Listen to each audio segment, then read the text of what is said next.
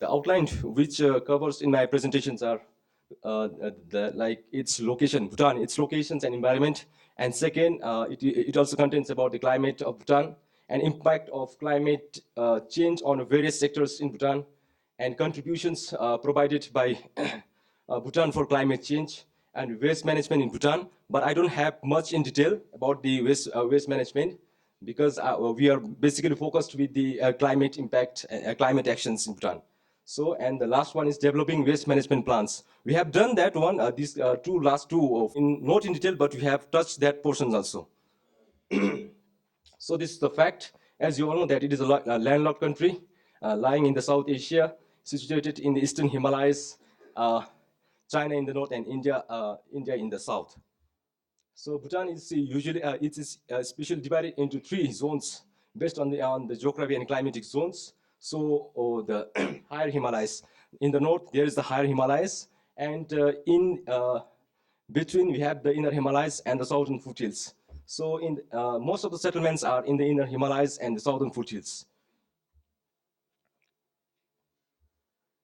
And it has a total populations of approximately 7 lakhs, around 7 lakhs, and we have a territory area of 38,394 square kilometer.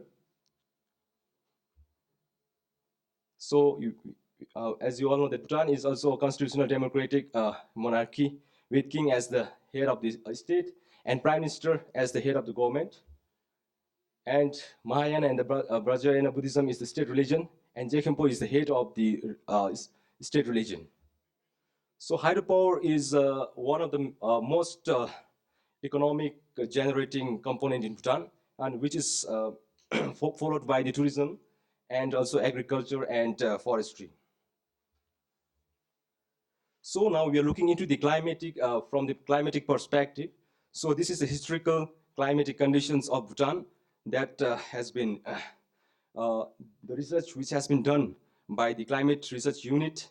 And this is the historical temperature trend which shows from 1976 to 2005, which shows an increase mean annual temperature by 0.8 degrees Celsius, showing a maximum increase during the winter by 1.3 degrees Celsius. So which means from 1976 to 2005, we have seen a gradual increase of temperature.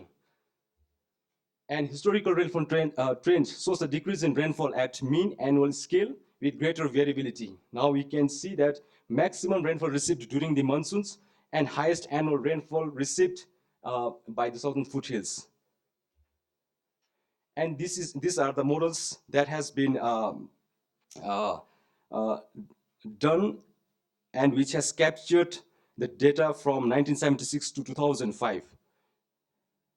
And this has been done for four different categorizing in 4 different one for the dry season and one for the winter and one for the autumn and one for the spring. So this is the change in mean temperature which we have seen from this is the change in temperature which we can see from 1976 to 2005.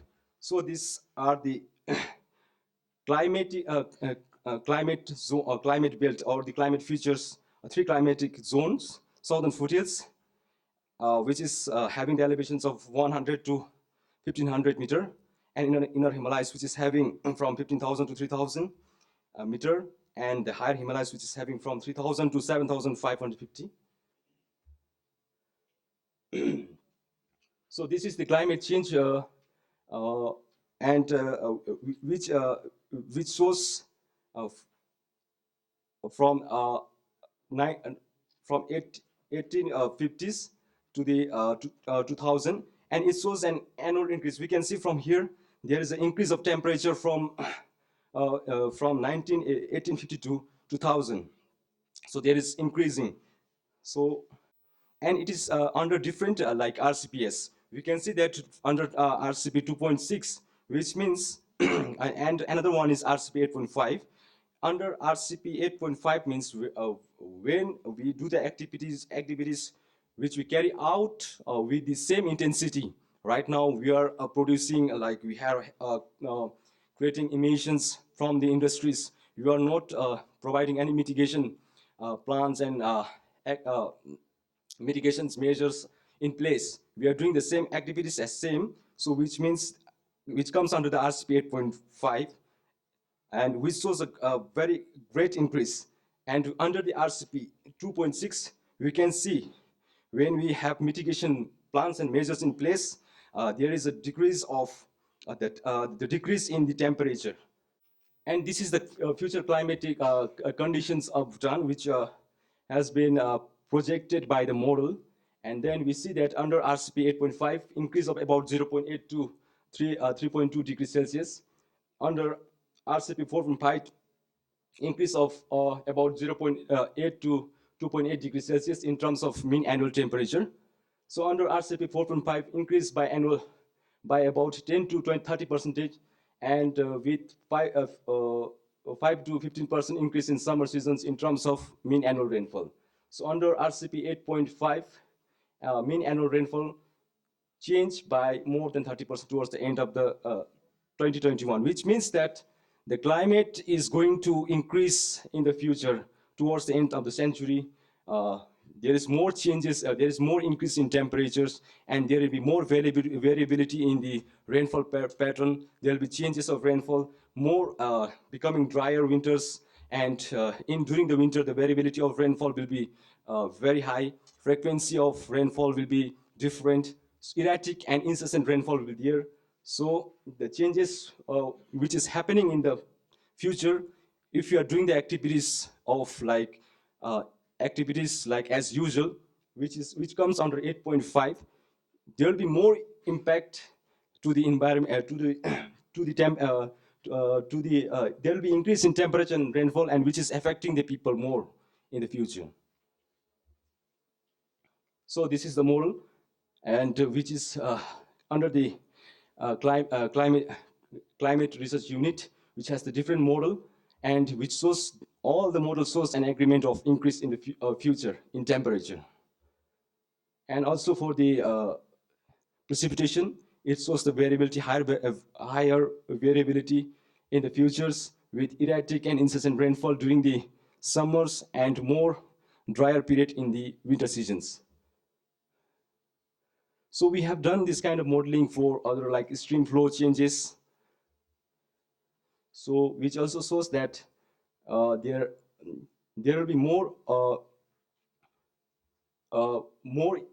increase of rainfall flow in the river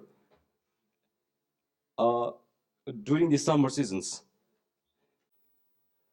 For different periods, for the lean flow season and the high flow seasons, we have seen that there is an increase of stream flow, river flow, which is approximately 20%. So during the winter, there is more disagreement among the climate projections on the sign of change of recharge and stream flow. Similarly, we have looked for the reduced groundwater recharge at for the small districts, for the small levels. We have tried to bring down. We have tried to downscale from the global scale to the national, and from the national level to the GEOC level, to see what are the impact that is going to happen in the futures. So we are trying to look into that also. So how it is going to affect in the future, how the groundwater recharge will be changing. So most of them shows that there is a decrease, there is a probability of decreasing in groundwater recharge in the future. And for the flood risks also, we have tried to model this one, and then this is for the flood risks, and this is for the landslide, which we have done. So basically what we have done is we have tried to model the climate change, how the climate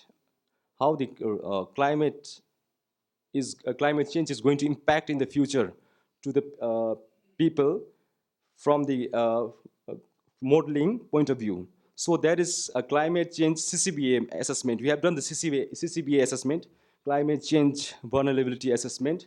From there, what we have tried to do is we have modeled uh, from the global perspective. We have tried to downscale it, and from the bottom up, we try to another component was to do the consultation with the people and try to find out what are the issues that they are facing at the moment in their villages and in their localities. We try to find out the issues that is happening in the localities, and we try to club these two components together and try to bring out the mitigations measures for the climate to make these various sectors which are affecting which are going to affect or which are affecting at the moment to make climate resilient.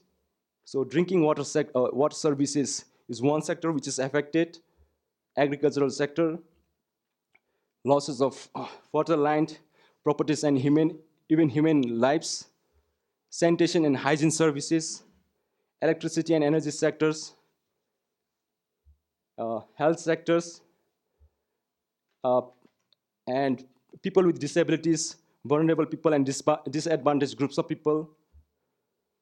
So these are the glimpse of field consultation that we have done with the people of the villages in different areas and try to find out the issues.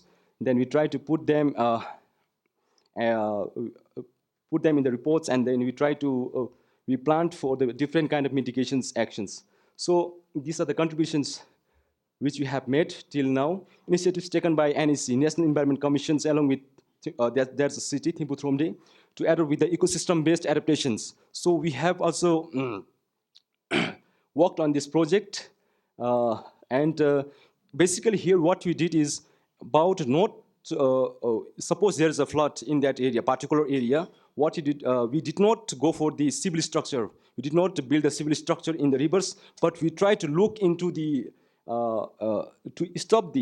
mitigate the flood from affecting the places which are nearby the rivers. We have looked from the ecosystem-based adaptations, which means from nature-based. Like we have planted if we can plant the trees, or how we are going to stop the flood from affecting the area. So another one is introductions of EV vehicles in the country with some form of subsidies for EV vehicle purchases. So landscaping and beautifications work in the cities to avoid heat islands effect, focusing more on solar energy as an alternative to hydropower plants, identifications of landslides and flood-prone areas through scientific studies to provide mitigations and adaptation measures, making WAS, which means water and sanitation and hygiene services, more resilient to climate change and its impact, including PWD's vulnerable and disadvantaged group of people for all the developmental projects in futures, water sources revival, proper treatment of sewerage and drinking water facility with treatment plant, maintaining, okay, this is already there, maintaining about 72% of the forest cover to remain as carbon neutral country. Thank you so much.